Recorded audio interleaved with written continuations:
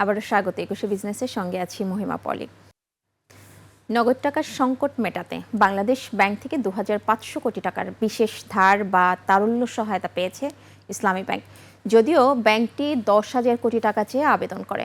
আজ রোববার কেন্দ্রীয় ব্যাংক থেকে সহায়তা দেয়া হয় বলে জানা গেছে। ইসলামী ব্যাংকের নতুন চেয়ারম্যানের অপসারণ চেয়ে ঈদের পর থেকে আন্দোলন চলছে। সম্প্রতি ব্যাংকটি থেকে বিপুল পরিমাণ আমানত উত্তোলন হয়েছে।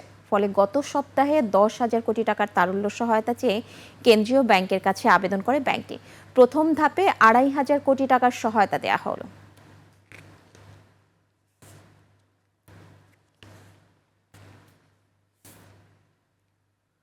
যুক্তরাষ্ট্রের প্রেসিডেন্ট ডোনাল্ড ট্রাম্প বলেছেন, যুক্তরাষ্ট্র ও ইরানের মধ্যে যুদ্ধ অবসানের লক্ষ্যে আলোচিত দুই চুক্তিটি আজ রোববার সই হতে পারে। চুক্তি সই হওয়ার সঙ্গে সঙ্গে বিশ্বের গুরুত্বপূর্ণ নৌপথ হরমুজ প্রণালী খুলে দেওয়া হবে বলেও তিনি জানিয়েছেন। তবে চুক্তির বিষয়টি নিশ্চিত করলেও এর সময়সূচি নিয়ে এখনও ধোঁয়াশা রয়েছে। ট্রাম্প বলেছেন, চুক্তি সই হওয়ার সঙ্গে সঙ্গেই বিশ্বের অন্যতম গুরুত্বপূর্ণ নৌপথ হরমুজ প্রণালী সব দেশের জন্য খুলে দেওয়া হবে। এই প্রণালী দীর্ঘদিন ধরে মধ্যপ্রাচ্যের উত্তেজনার কেন্দ্রবিন্দুতে রয়েছে। সাম্প্রতিক সময়ে ইরান এই নৌপথে জাহাজ চলাচল সীমিত করায় আন্তর্জাতিক জ্বালানি বাজারে অস্থিরতা দেখা দেয়। চুক্তি আলোচনায় মধ্যস্থতাকারী হিসেবে পাকিস্তান ভূমিকা রাখছে। দেশটির প্রধানমন্ত্রী শাহবাজ শরীফ জানিয়েছেন, ২৪ ঘন্টার মধ্যে চুক্তি চূড়ান্ত হতে পারে এবং আগামী সপ্তাহে কারিগরি পর্যায়ের আলোচনা শুরু হওয়ার সম্ভাবনা রয়েছে। এদিকে যুক্তরাষ্ট্র এবং ইরানের মধ্যে চুক্তি হওয়ার সম্ভাবনায় স্বস্তি ফিরছে বৈশ্বিক অর্থনীতিতে। কমছে জ্বালানি তেলের দাম, বৈশ্বিক পুঁজিবাজার ঊর্ধ্বমুখী প্রবণতায় রয়েছে।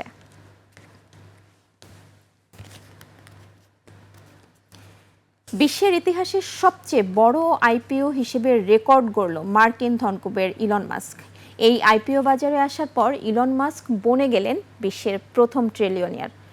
শুক্রবার ইলন মাস্কের কোম্পানি স্পেস এক্সের রেকর্ড ভাঙা অভিষেক হয় শেয়ার বাজারে। ব্লুমবার্গের তথ্যানুযায়ী বর্তমানে তার মোট সম্পদের পরিমাণ প্রায় ১.১১ ট্রিলিয়ন বা ১,১১,০০০ কোটি ডলার, যা বাংলাদেশের মোট জিডিপির দ্বিগুণেরও বেশি।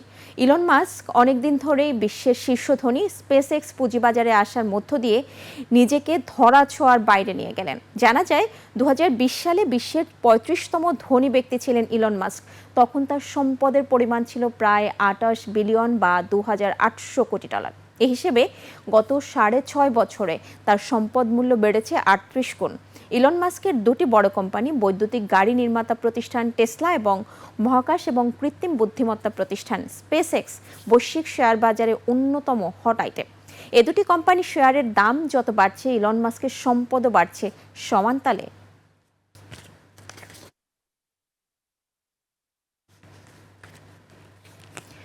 সঞ্চয়পত্রের মুনাফার উপর অগ্রিম করের হার বাড়িয়েছে সরকার। এখন থেকে যে কোনো ধরনের সঞ্চয়পত্রের মুনাফার টাকা তোলার সময় ১০% হারে অগ্রিম কর কেটে রাখা হবে। উত্থাপিত নতুন বাজেটের অর্থ বিলে এ সংক্রান্ত অগ্রিম করের প্রস্তাব অনুসারে সঞ্চয়পত্রের সুবিধাভোগীরা আগের চেয়ে কম মুনাফার টাকা হাতে পাবেন। বাজেটে এমন ঘোষণার আগে ১০ লাখ টাকা পর্যন্ত সঞ্চয়পত্রের মুনাফায় ৫% হারে উৎসে কর কেটে রাখার বিধান ছিল। সঞ্চয়পত্রের মুনাফার উপর এতদিন যে ৫% হারে কর কেটে রাখা হতো তা চূড়ান্ত কর দায় হিসেবে বিবেচিত হতো। প্রস্তাবিত বাজেট সঞ্চয়পত্রের চূড়ান্ত কর দায় ব্যবস্থাটি তুলে দেওয়া হয়েছে। সেই হার বেড়ে এখন ১০% হয়ে যাবে। আন্তর্জাতিক বাজারে গম, তুলা, চিনি ও সয়াবিন তেলের বাজার দর জানাবো। বিশ্ববাজারে কমেছে গমের দাম। শিকাগো বোর্ড অব ট্রেডে সেপ্টেম্বর ২০২৬ সরবরাহ চুক্তিতে প্রতি বুসেল গমের ভবিষ্যৎ মূল্য দাঁড়িয়েছে ৫৯৫.৭৫ সেন্টস, যা গত দিনের চেয়ে ২.৫০ সেন্টস কম। আন্তর্জাতিক বাজারে তুলার দাম বেড়েছে। ডিসেম্বর ২০২৬ সরবরাহ চুক্তি অনুযায়ী প্রতি পাউন্ড তুলার মূল্য দাঁড়িয়েছে ৭৬.৪২ সেন্টস, যা গত দিনের চেয়ে ০.০৬ সেন্টস বেশি। বিশ্ববাজারে কমেছে চিনির দাম।